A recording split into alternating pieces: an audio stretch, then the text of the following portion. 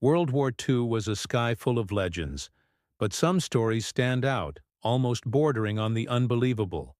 This is one of them. It's the story of a bomber, a B-17 flying fortress, that looked death in the eye and simply refused to die. Get ready to hear the incredible tale of the All American. February 1st, 1943. The skies over North Africa are a hornet's nest of flak and enemy fighters. A formation of American B-17 bombers from the 97th Bomb Group is heading home to Biskra, Algeria. They've just dropped their payload on the German-held port of Tunis, a critical supply hub for the Africa Corps. The mission was successful, but the journey back is always the most dangerous part. Leading a section of this formation is B-17F, serial number 41-24406, nicknamed All American. At the controls is Lieutenant Kendrick R. Bragg, a cool-headed pilot from Savannah, Georgia. His crew is a typical mix of young American men, far from home, bound together by the thin aluminum skin of their aircraft. They've been through tough spots before, but nothing could prepare them for what was about to happen. As they flew over the coast, a swarm of German Messerschmitt Bf-109 fighters rose to meet them. The air crackled with the chatter of 50-caliber machine guns and the roar of engines. The gunners on the All American were busy, their barrels hot, tracking the agile fighters as they zipped in and out of the bomber formation. They fought off the first wave, then the second. But the German pilots were persistent and skilled. Two Bf-109s singled out the All American. One fighter came in high, the other low. A classic pincer attack designed to overwhelm the bomber's defenses. Lieutenant Bragg held the plane steady, giving his gunners the best possible firing platform. Tracers crisscrossed the sky. The top turret gunner, Sergeant Sam Sarpolus, focused on the high attacker, while the ball turret gunner, Sergeant John Gombos, swung his guns to face the fighter coming from below. Suddenly, the lead German fighter broke off its attack. It seemed like a victory, a moment of relief. But the pilot of the second Bf-109 made a fatal miscalculation. Perhaps blinded by the sun, or perhaps his plane was damaged, he didn't pull away. Instead, he continued his head-on pass straight at the All American. There was no time to react. The crew could only watch in horror as the German fighter jet, its propeller a spinning blur, slammed into their bomber. The impact was catastrophic. A thunderous, grinding crunch of metal on metal echoed through the fuselage. The entire bomber shuddered violently, thrown sideways as if by a giant hand. Inside, the crew was tossed around like rag dolls. Debris flew everywhere. The noise was deafening. When the initial shock subsided, they took stock of the damage, and it was horrifying. The Messerschmitt had sliced through the top of the B-17's rear fuselage, just behind the dorsal fin. It was like a giant can opener had peeled back the top of the plane. The collision completely severed the left horizontal stabilizer and elevator, leaving it dangling by a thread, flapping uselessly in the wind. The vertical stabilizer, the tail fin itself, was nearly sheared in half, its control surfaces shredded. A massive, gaping hole, 16 feet long, was ripped open in the left side of the fuselage. The frigid, high-altitude air screamed through the opening. The tail gunner, Sergeant Elton Conda, was trapped in his isolated compartment, completely cut off from the rest of the crew. The main fuselage was connected to the tail section by just two small longerons, thin strips of the plane S-frame. The tail was bucking and twisting violently, threatening to break off at any second. If the tail section broke away, the bomber would instantly tumble out of the sky. The center of gravity would shift catastrophically, making a controlled descent impossible. For the crew, it would be a death sentence. Amid the chaos, Lieutenant Bragg fought for control. The plane was in a steep, uncontrolled dive, plummeting towards the desert floor thousands of feet below. The controls felt dead. The missing tail surfaces meant he had almost no authority over the aircraft's pitch and yaw.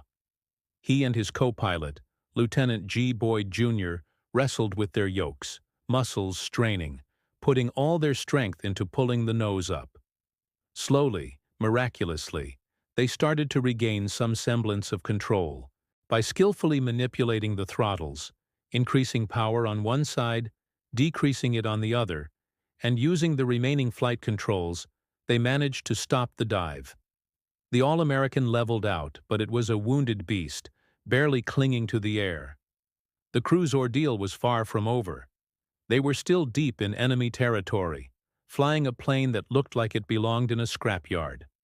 The other B-17s in the formation, seeing the horrific damage, assumed the All-American was doomed. Standard procedure was to not risk another plane for one that was clearly going down. They watched as it fell away, expecting it to explode or crash. But Lieutenant Bragg and his crew were not giving up. Their first priority was the tail gunner, Sergeant Conda. Was he even alive? The waist gunners, Sergeants Michael Zuck and Harry Neusner, peered back through the mangled wreckage. They could see him, trapped in his lonely station. The connecting walkway was gone, destroyed in the collision. There was no way to reach him. They had to find a way to communicate. They scrounged for spare electrical cords, tied them together, and passed a note back to him. The note asked a simple question.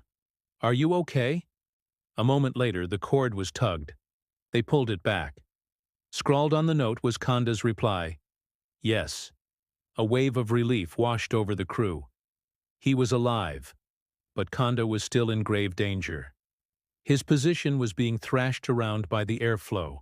To help stabilize the tail, the waist gunners came up with an ingenious but incredibly risky idea.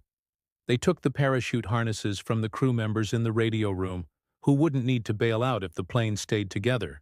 They then used the parachute cords, threading them through the wreckage, and literally tied the two sides of the broken fuselage together. It was a desperate makeshift repair, but it worked. The violent shaking of the tail section subsided. Now they had to get home. The navigator, Lieutenant Godfrey Engel, had to plot a course back to their base at Biskra, over 200 miles away. Every minute in the air was a gamble. The damaged frame could give way at any moment. Lieutenant Bragg had to fly the plane with extreme care. Any sudden movement, any turbulence, could be the final straw. He used differential power from the 4 engines to help steer the crippled bomber. It was an incredible feat of airmanship, a delicate balancing act between life and death. As they approached their base, another problem arose.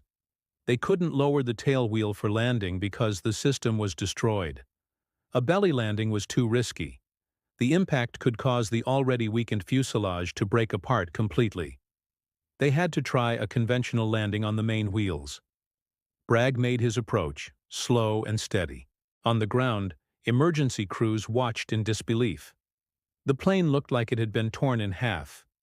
No one thought it could possibly land. As the wheels touched the runway, Bragg had to keep the tail up for as long as possible. He held the nose high, using the elevators that were still working on the right side. The plane rolled down the runway on its 2 main wheels.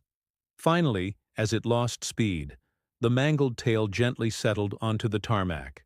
They had made it. The All-American, against all odds, was home. When the crew finally climbed out, they were met by stunned ground personnel. No one could believe a plane so badly damaged could have flown, let alone landed safely. The tail gunner, Sergeant Conda, was finally freed from his post, shaken but unharmed. For his bravery and resourcefulness in the face of extreme danger, Lieutenant Bragg was awarded the Distinguished Service Cross. Every member of the crew was decorated for their heroism. The All-American itself, however, would never fly again. Its back was broken, but it had done its job. It had brought its 10 crewmen home. The aircraft was salvaged for parts, but its legend lived on. Photos of the mangled but intact B-17 became famous, a testament to the incredible toughness of the flying fortress and the sheer determination of the men who flew them. The story of the All-American is more than just a tale of a durable airplane. It's a story about human courage, ingenuity, and the refusal to surrender even when faced with impossible odds. It's a powerful reminder of the sacrifices made by the air crews of World War II, who flew into danger day after day, relying on their training, their machines, and most of all, each other. Thank you for watching this incredible story of survival. If you found this as inspiring as I did, please hit that like button and subscribe for more tales of history and heroism. Let us know in the comments what other legendary stories you'd like to see covered. See you next time.